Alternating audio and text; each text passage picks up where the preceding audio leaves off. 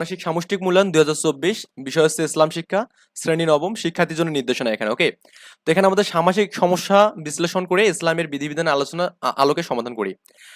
আমরা দৈনন্দিন জীবনে আমাদের চারপাশে প্রতিনিয়ত বিভিন্ন সমস্যা বা চ্যালেঞ্জ দেখতে পাই। ইসলামের নির্দেশনা বিধিবিধান যথাভাবে চর্চা করলেও এই ধরনের সমস্যা সমাধান করা সম্ভব। তুমি যে এলাকায় অঞ্চলে বসবাস করো সেই এলাকার বিভিন্ন সামাজিক সমস্যা সমাধানে ইসলামের বিধিবিধানগুলো বিশ্লেষণ করো। ওকে, কাজ এক বলছে সমস্যা বা চ্যালেঞ্জ অনুসন্ধান। তুমি যে এলাকা বা অঞ্চলে বসবাস করো সেই এলাকার বিভিন্ন সমস্যা চ্যালেঞ্জগুলো সামাজিক সমস্যা তালিকা করতে বলছে। এরপর তো তোমার একজন সহপাঠীর কাছ থেকে জেনে নাও যে সে কি কি সমস্যা খুঁজে পেয়েছে, হ্যাঁ, চ্যালেঞ্জ খুঁজে পেলো।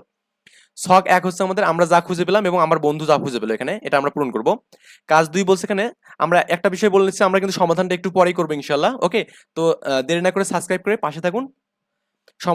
কাজ দুই হচ্ছে সমাধানযোগ্য সমস্যা নির্বাচন এবং পরিকল্পনা প্রণয়ন।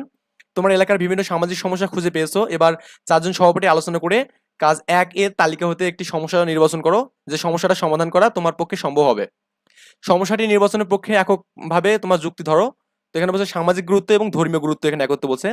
এরপর তোমার চারজন সভাপতি আলোচনা করে নির্বাচিত সমস্যাটি কিভাবে সমাধান করা যেতে পারে তা একটি পরিকল্পনা তৈরি করতে বলছে এখানে। ওকে, তো নির্বাচিত সমস্যা বা চ্যালেঞ্জের নাম লিখতে বলছে, তারপরে কি সমস্যা বা চ্যালেঞ্জের সমাধানের উদ্দেশ্য, সময় এবং দিন, কার কার সহায়তা প্রয়োজন, ওকে, স্ব দায়িত্ব বন্টন, ইসলামের বিধিবিধান এবং নির্দেশনা চর্চা বা প্রয়োগ করতে বলছে এখানে। ওকে, নৈতিক এবং মানবিক দিকটা এখানে একত্র বলছে। কাজ তিন বলছে প্রতিবেদন লেখে এখানে তোমার বিদ্যালয় বা এলাকায় একটি ইতিবাচক উদ্যোগ চিহ্নিত করো এবং ইসলামের নির্দেশনা এবং বিধিবিধান ও রীতিনীতি ইত্যাদি আলোকে ইতিবাচক উদ্যোগটি স্বরূপ এবং উদ্যোগ গ্রহণের কারণের ফলাফল বিশ্লেষণ করে একটি প্রতিবেদন লিখতে বলছে। এবং কাজ চার বলছে এখানে ইসলামের বিধিবিধান দৈনন্দিন জীবনের অনুশীলন করি এখানে।